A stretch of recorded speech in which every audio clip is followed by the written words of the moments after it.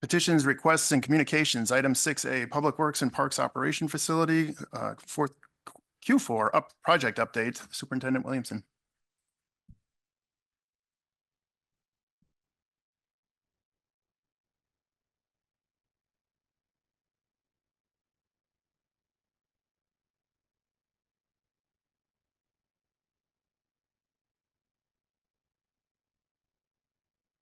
Okay, good evening. This is the fourth installment of the updates that we've done so far on the project. This pertains to the Public Works and Parks Operations Facility construction project we started early in 2024.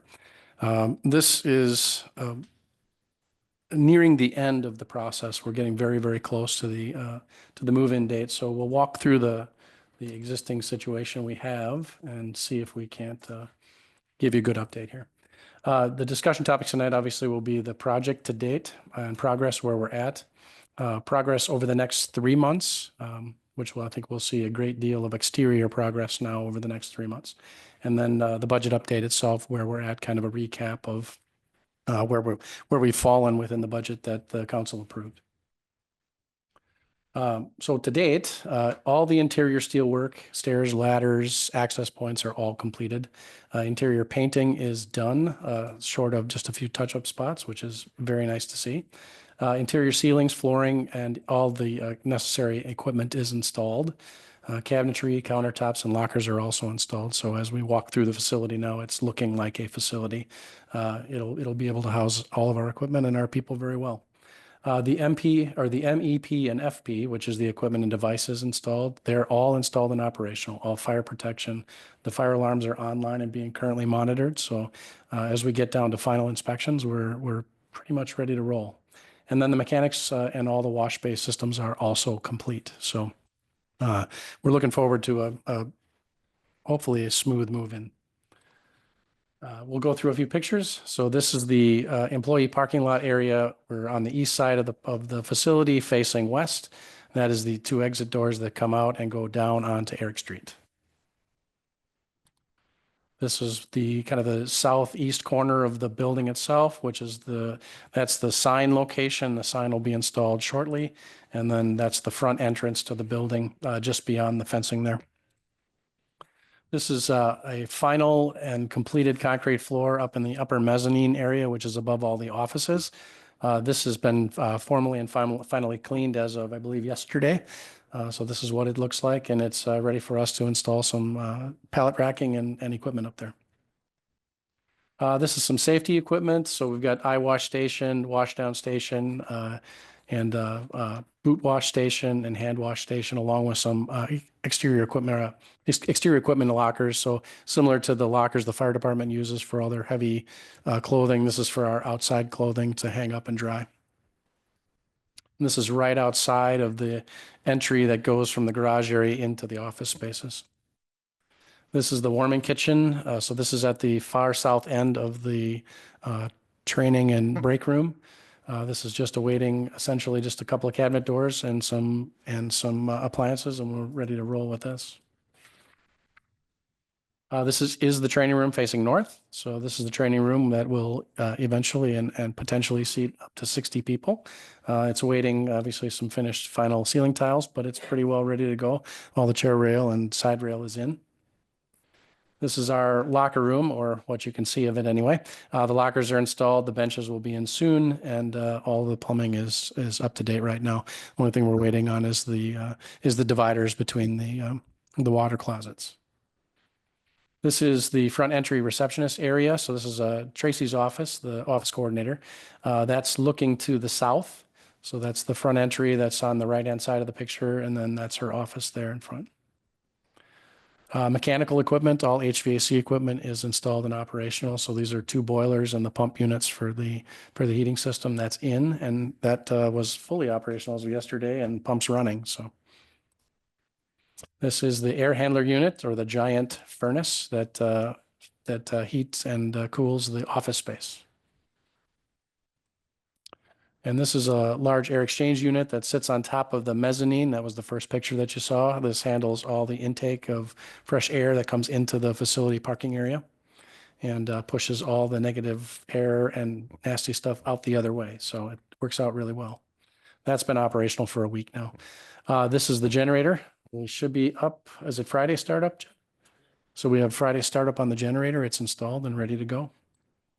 And then here's the service bay area. So this is the maintenance and shop area that the two mechanics will work out of. We're facing, which would be north here, and this is showing the welding station. The small room in there is our bulk storage facility where we keep all of our bulk tanks. And then on top of that is the equipment that controls the wash bay. The crane was installed a few weeks ago and has been tested and fully operational. And that actually that spans the entire width of the service bay. So from the top of the mezzanine, which we're standing on, all the way to the welding shop area. This is the service bay lift. So the first main mounted lift is in, so the tower lift is in, and our pod lifts are awaiting to be installed here. Bulk storage. So this is our bulk lube system, contains all of our oils and grease. These are our exterior tanks. So if the council will recall, at the beginning of the process, we removed our fueling station, which had a 10,000 gallon unleaded tank and a 2,500 gallon diesel tank. Those tanks were removed. The area was reclaimed. And these tanks will serve as our off-road diesel use and our small equipment unleaded use. So these are 300 gallon tanks that will serve the use of both the Parks Department and the Public Works Department. Our pressure washer was installed a couple of weeks ago, but it's now been tested and up and running. And this is our 1,100 gallon supplementary tank for the wash bay, which is just the other side of the wall on the right. There's the wash bay itself. So that's the automated truck wash. That will be, I believe they've got next week, Tuesday, I think they're going to do startup on that. I thought it's next week, Tuesday, but that'll be a startup on that where they'll run it, flush the system, and make sure it's ready for us.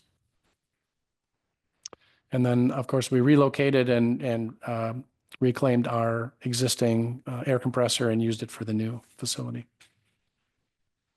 So progress to be expected over the next 3 months. We've got a lot to do. Of course, we've got move-in coming within the next week or two, starting anyway.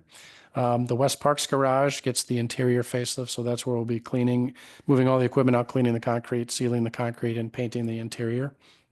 The existing garage that we're in now, that has some asbestos tile in it that'll be abated in the coming month, and then demolition will commence, and that building will come down. The remainder of the exterior grading, so all the landscaping, grading, all the remaining storm sewer that goes in and connects to our pond on the east side, that will be installed in the spring.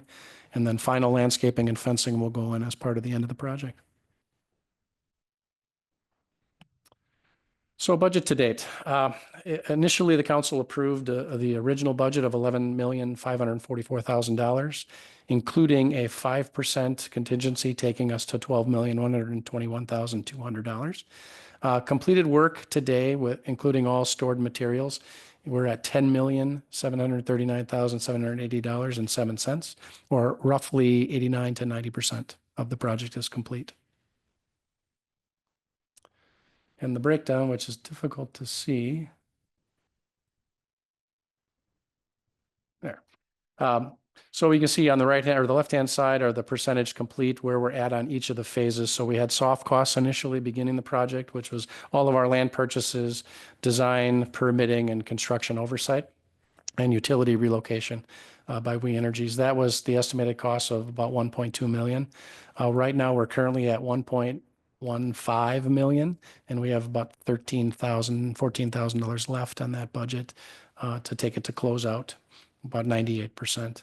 Building construction, we are again at 89% with $10 million, 10.7 million completed, about 1.4 million left to go on the project.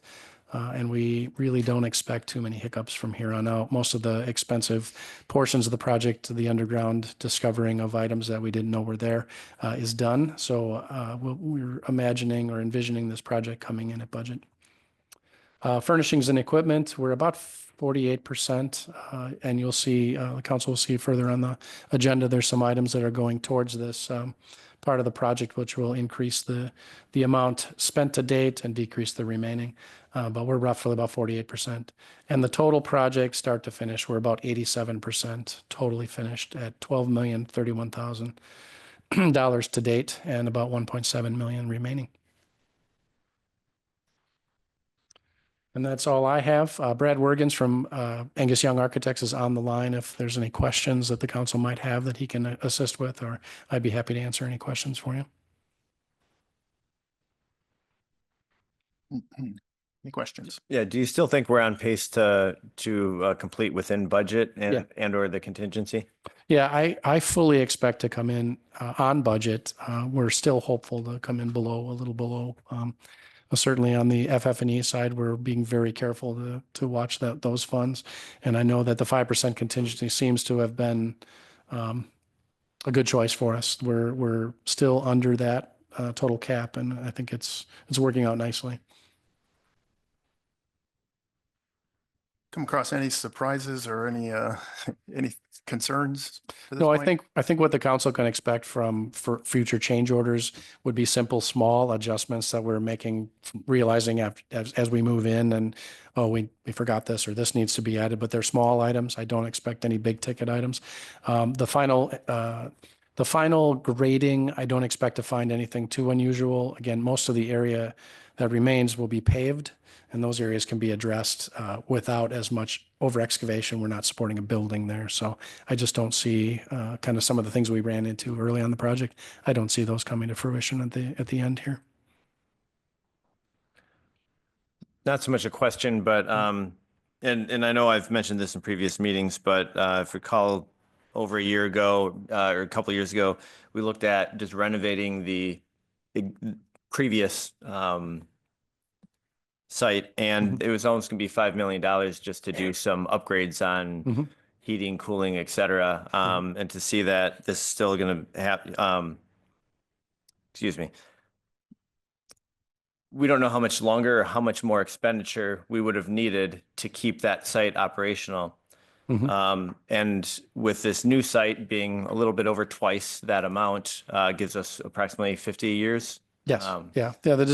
We can certainly expect 50 years of service out of this facility. It's designed that way. I think if the council recall at the beginning of the project, when we talked about the design portion of this and we got into the project, that initial remodel and or